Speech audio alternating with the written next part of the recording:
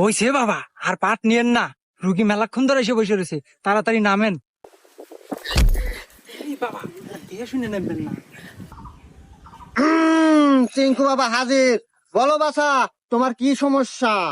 আমার তো অনেক বড় সমস্যা বাবা, আমি আপনার নামটা অনেক শুনেছি বাবা, আমার একটা সমাধান করে দেন। সব সমস্যা সমাধান করে চিঙ্কু বাবা। বল তোর কি সমস্যা? বাবা আমি তো 3 মাস হলো বিয়ে করছি বাবা, কিন্তু রাত হলে বউ আমাকে কাছে থাকতে দেয় না। গুরু, তাইলে আমি যাই। হুমুন্দি কয় কি? আমি কি মরে গেছি রে? তুই যাবি? শোন, তোর এই সমস্যার সমাধান আমি করে দেব, কিন্তু কিছু টাকা খরচ হবে তোর। বাবা টাকা আমার যতই যাই, কিন্তু আমার সমস্যার সমাধান চাই।